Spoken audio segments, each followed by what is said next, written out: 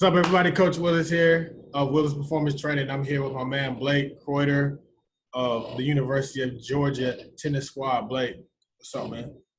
What's going on, Coach? Done, man. As good as I can be at home, just like everybody else in the world right now. Oh yeah, it's a struggle being at home during these times. Yeah, it is. It is on many levels for many people. It is what it is, though. You still got to find ways to stay productive. Yeah, definitely. Especially in your case, coming off having a great season so far in tennis at UGA, man.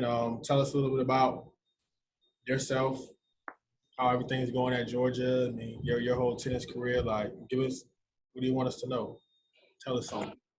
Well, Georgia tennis has always been such a historic program, and the last couple years we kind of fell off a little bit, and then this year we were really starting to get our stride and start coming back and being a top team like we used to be. So to get our season cut short like this is something that really hurts and also motivates us to do even better next year.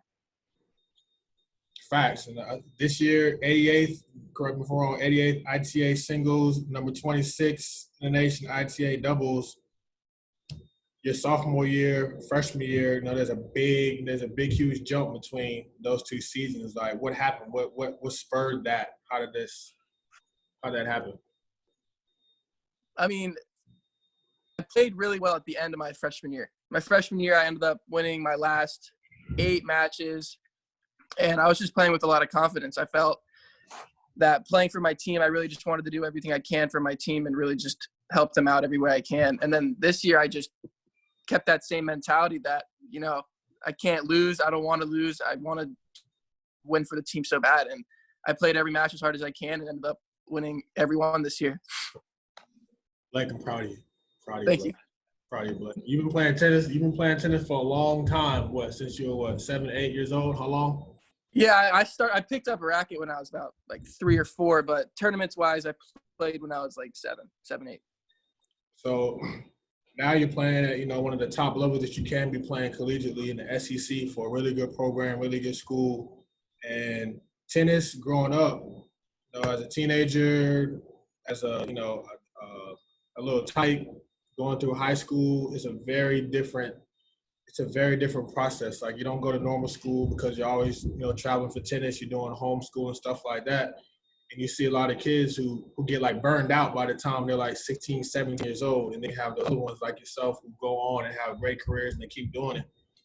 What kept you motivated during that whole journey, that whole tennis journey? Yeah, so when I was 14, I would always 14 through 18, I would just travel to all these tournaments, and I really loved playing and I loved competing, and I also loved seeing all my friends that were all from California, New York, and stuff like that. So getting to see my friends as well as compete with them, it was something that really motivated me. And I knew that just once I went to the college career that I would get to have more opportunities to see them as well. So just staying motivated with your friends and just having fun with the sport is something that really helped me stay on top. So you just kept everything fun? Yeah, because people sometimes take it too seriously. You can try try way too hard, but sometimes you can just burn out and overwork yourself. So sometimes you just got to have fun, relax on court and just make sure to have as much fun as you can. Man, so I mean, with all that crazy schedule that was going on, even before you got to Georgia, was you were literally traveling the country and you were balancing going to school. There were you were away for weeks at a time sometimes. I know that when you would come to the gym, you would come in for a week, 2 weeks, and then you'd be gone for 4 weeks and then come in for another week. Yeah. What kind of strategies and stuff did you have in place to keep that balance?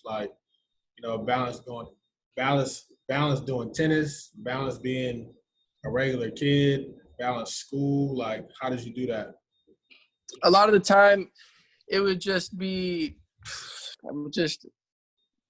my school teachers would help out a lot.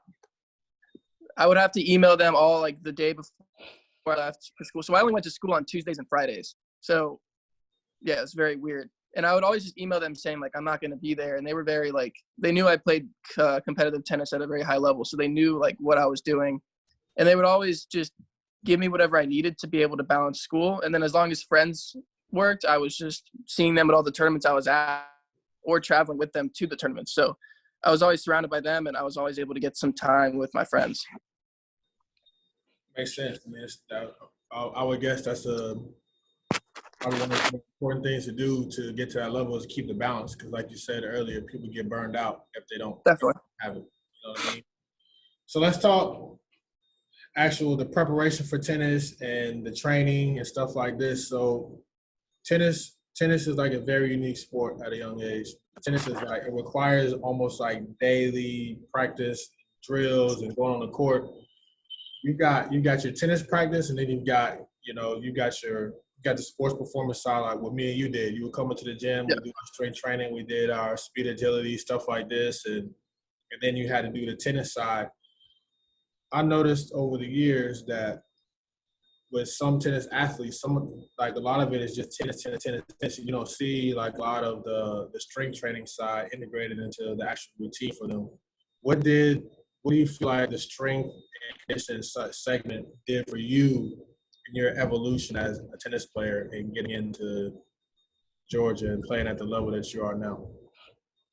A lot of the strength and conditioning, it helps a lot because since tennis is such a physical sport and you could be out on the court for maybe like 3.5 hours, and it's even hotter on court when it's sunny outside. So you're getting dehydrated fast. So being able to do all the strength and conditioning that we do, it really helps keep you in good shape. And like you need to be as fit as possible because some of these matches are really physical.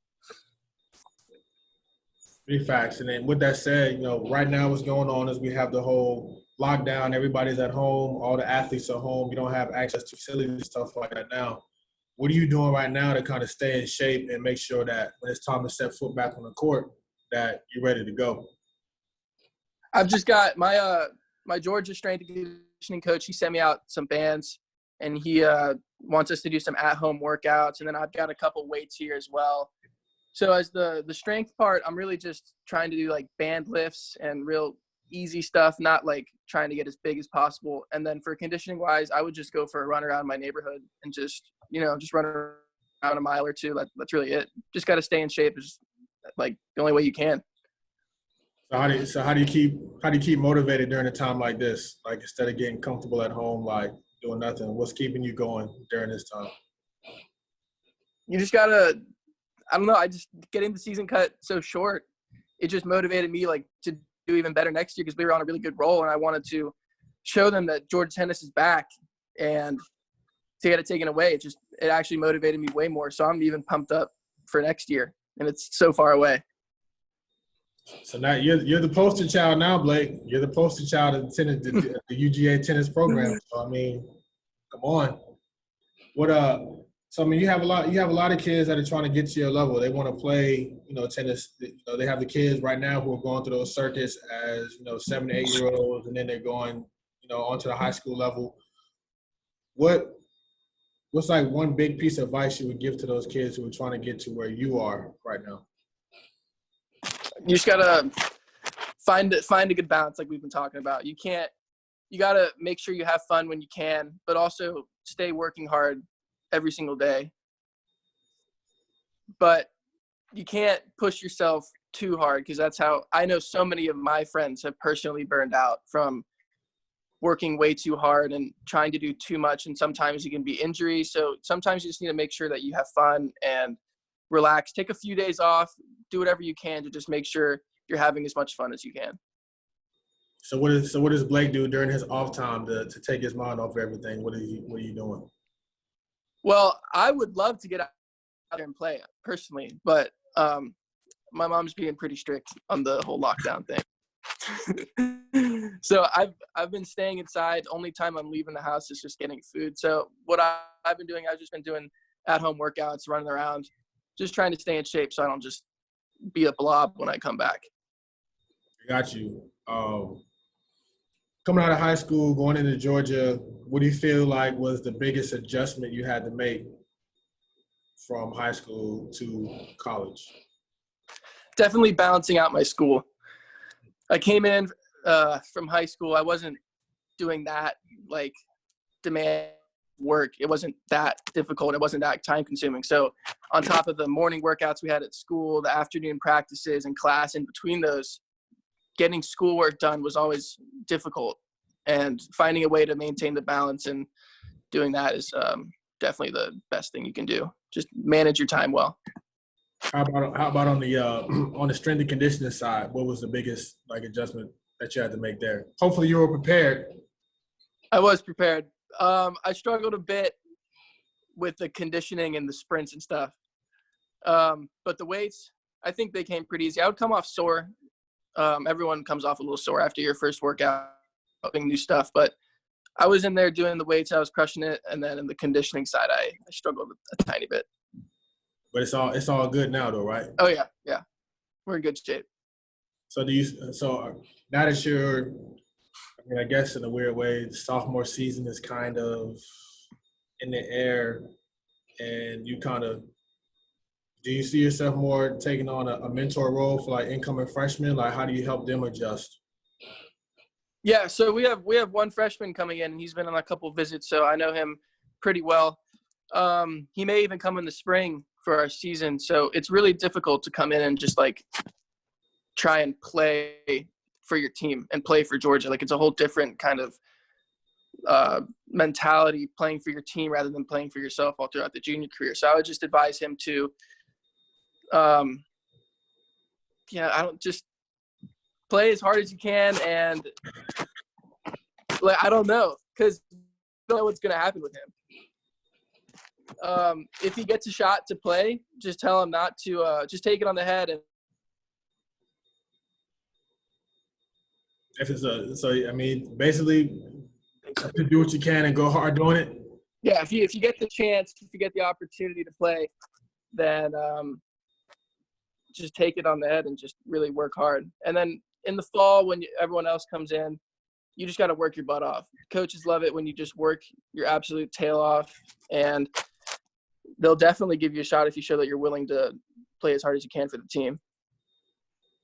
That's what's up. Well, Blake, man, I appreciate you taking the time out of your very busy day. I know you're running all over the city right now and doing a bunch of stuff and seeing a lot of people and giving everybody high fives. So thank you for sitting down for 10 minutes. Thank you for sitting down for 10 minutes and talk with me, man. I appreciate it. Thank you for having me. The knowledge you spread is going to help somebody, and appreciate it. But I am personally very proud of you. Thank you. You were, 7th, 8th grade?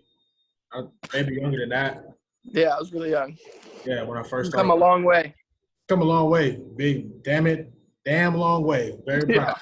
Yeah. I'm talking to a young man right now. Yeah, it's crazy. Oh, got the mustache and everything going. Got the Keanu Reeves, John Wick locks right now. Getting long. But proud of you, man. Keep doing what you're doing, and hit me up if you need anything. Thank you again for coming on, bro. Thank you for having me. All right, man. We'll talk soon. Perfect. See ya. Yes, sir.